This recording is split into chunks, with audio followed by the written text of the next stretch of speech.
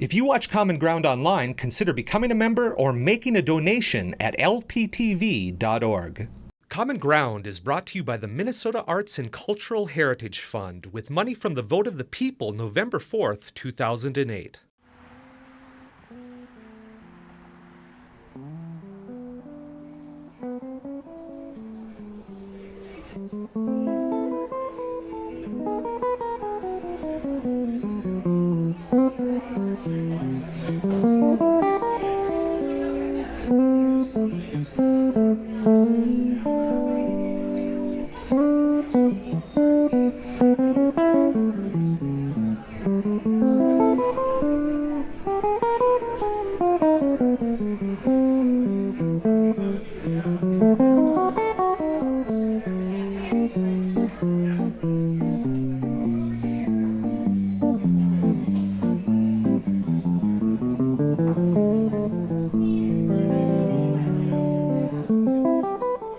Hello, my name is Lou Samsa, and I'm playing guitar at the Lucky Moose in Walker.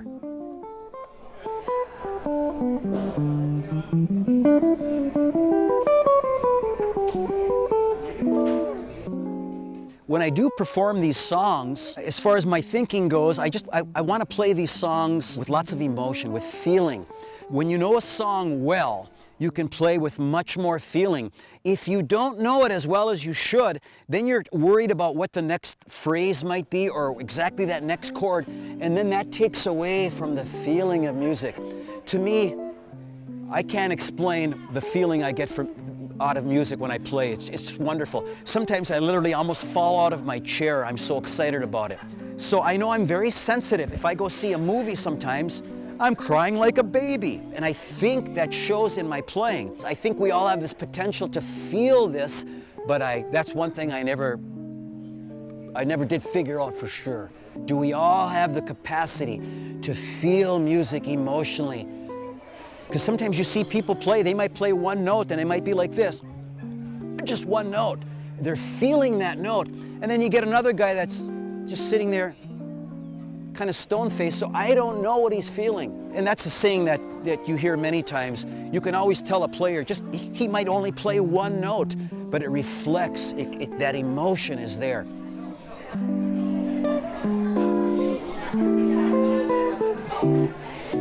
I've been teaching guitar for about 50 years. I actually started playing guitar when I was 11 years old. I'm 65 now, so I've been doing this since the dawn of man. But I got introduced to music and guitar probably when I was a little kid, when I like about 5th, 6th grade. I used to listen to Elvis Presley and the Beatles, and that really got me motivated. And I remember learning songs and singing along with them, and I remember getting myself worked up into tears. There was something about music, especially these particular songs by Elvis and the Beatles and Ricky Nelson for that matter. But initially, there was something very moving about music. I knew there was something there, even though I didn't take it seriously. I loved it, but I had other interests that I followed, whether it was sports or what have you. In fact, when I decided to go to college, I didn't think I was going to be a guitar major or go into music at all. I wanted to become an elementary teacher. And so here I'm at college at Bemidji State University.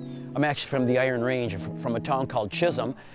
But I came here to college majoring in elementary education, and after 2 years, I decided to quit college and move back home and start a band with one of my friends. I moved back to Chisholm, and I started a band there, and we were together for about 2 years, and we were playing in some of the bars around. I was making some money, but the guys in my band weren't quite as serious about it as I was.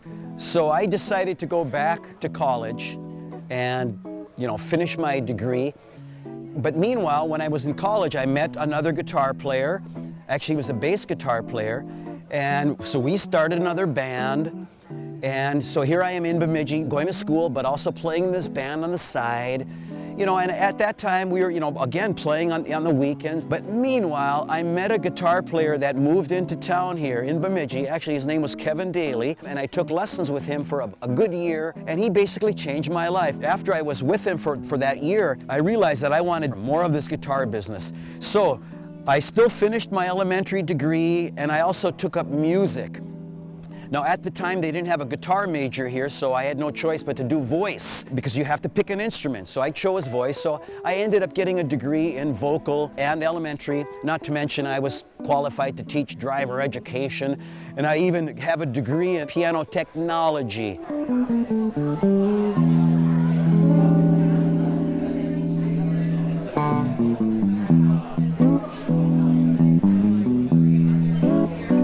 After I finished my degree in music and elementary education, I was substitute teaching around town for a while, and I actually was tuning pianos in town, but there was something about that guitar that was always beckoning me. It was always after me. So before you know it, I started other bands, and I was always playing in bands. I got to the point where I actually quit tuning pianos, which monetarily was probably not the wisest decision because it was a very good income doing that, but my guitar was always calling me. So I ended up actually teaching guitar here in Bemidji. Kevin Daly, my guitar teacher that got me into all this, he was teaching guitar at a little music store here in Bemidji called the Melody Shop. Now Kevin actually moved back to Minneapolis, and when he left, he got me the teaching job at the Melody Shop. So I actually started teaching guitar at the Melody Shop, where I was at for 18 years actually. So I was always able to make a living teaching guitar lessons, which I love, by the way. I love teaching one-on-one. And also playing in bands. So that's how I was able to make my living, just teaching guitar and playing in bands. And I've been doing that for a long, long time. It's been about 36 years, because after the Melody Shop closed here, I went right to Overbeeks. And so I was at the Melody Shop for 18 years, and then at Overbeeks now for about 18 years. So just this passion I have. But the interesting thing is, as time was going on, I was always kind of thinking I was good. But then with the computer, but I did get on the computer and actually scope out some guitar players that actually taught guitar online, great jazz guitar players, and they actually brought the world to me. I realized I was way behind.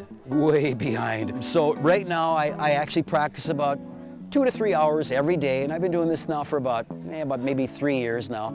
So my playing is getting better, I am improving, it's still a joy, I love it. I just wish I had the passion to do 10 hours a day, which great players do. You know, it's a lifelong commitment, it's hours and hours. And my hat goes off to the people that can do that, but what can I say? It is beautiful even if you do a little bit.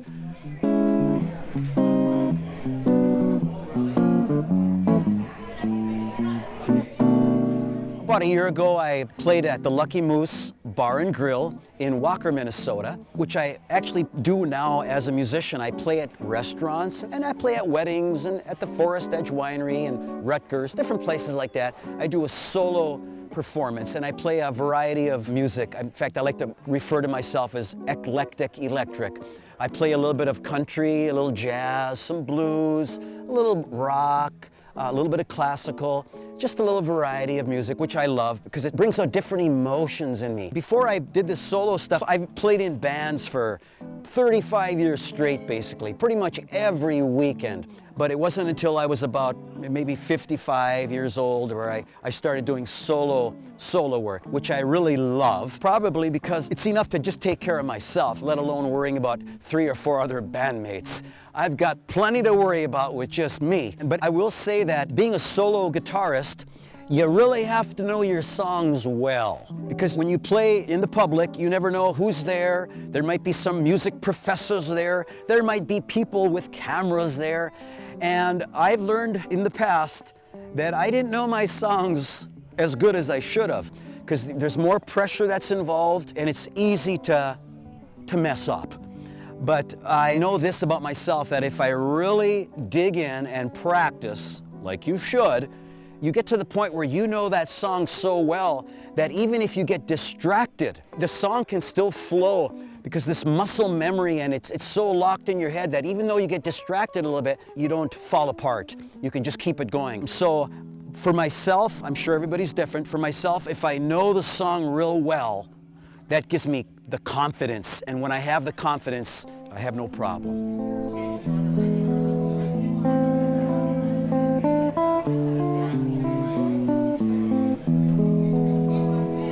Now, some of the venues I perform at, the people are just eating, drinking, talking. So their undivided attention isn't really on me. So it's more laid back of an atmosphere, which relieves a little pressure, but you got to remember that while people are eating, they still look over and they listen. And I guess my goal is, if it feels good to me, I'm assuming it feels good to the audience. I think we're all human beings, and I think they can tell if you love something and it feels really good for you. I think they can pick up on that.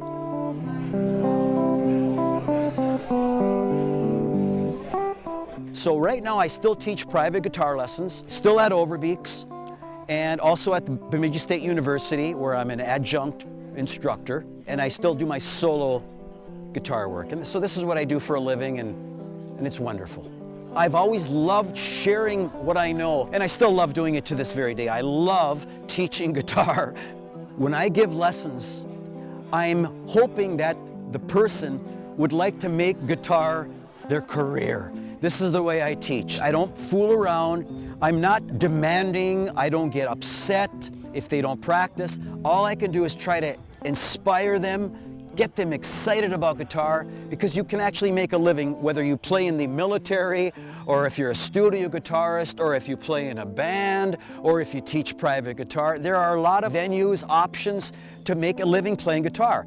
So as an instructor, I enjoy watching my students grow, and actually they pass me up. And I remember one of my earlier students from years ago who practiced 10 hours a day. He passed me up in 3 years, and I remember that was kind of hurtful for me, to pass me up. And I had played for 25 years, and he passes me up in 3 years. And he went on to move to New York. A great guitar player. Actually, his name is John C. from Bemidji here. So as time went on, I had others that basically did the same thing. So now it's enjoyable to watch my students pass me up, and I can only wish them the best for high levels of success. I would like to encourage everyone to at least study some instrument. I am a believer that if you study an instrument, I think that carries over into all areas of your life. I think that'll just make you a better person. I think you'll be able to achieve higher levels in any other field just by studying music, because it's so completely involved with your whole body, your mind, the physicality, the emotional. I highly recommend everybody to study music. As far as unlocking some potential in my students, as far as their guitar playing goes, it's wonderful to see the little light bulbs go off in their eyes when they can start creating music. I love when I see a student grow, but I have to say, we don't all grow at the same levels, and I think the accomplishments and feeling of certain people are just going to be higher. That's life. Sometimes you're actually married to your instrument. That's the kind of a commitment some people make. I've had students that were on their way and they actually decided to fall in love with somebody, which is great, but I will say their guitar playing went bye-bye. And I'm married, I've got 3 kids, and it's been awesome. I was able to manage everything. So I've been blessed to have a wonderful family and my wonderful guitar. And if that works for you, great. But some people can't have both. I mean, if they really want to get to that higher level. If they just want to play a few chords and have fun for the rest of their life, that's fine. But as far as that commitment to get to those higher levels, boy, sometimes we might have to make that very difficult decision. Whether you want to play guitar or do you want to get married or not. Because some people will tell you that instrument is, you're married to it. What can I say?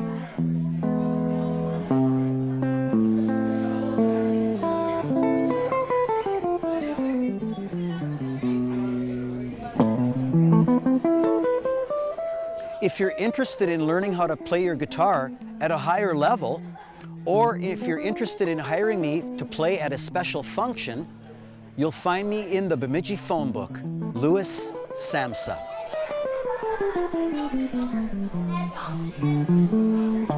I think the audience actually appreciates seeing somebody live working at their craft. It would be like myself when a plumber comes over to my house and I'm watching him. I admire that. Or a mechanic or a carpenter. I think it's wonderful to watch somebody that knows what they're doing. I admire, I respect it, and I think that the audience for musicians is the same. I guess what I would say in a nutshell is that you can find art in everything and in everyone and in every occupation, period. If you watch Common Ground online, consider becoming a member or making a donation at lptv.org.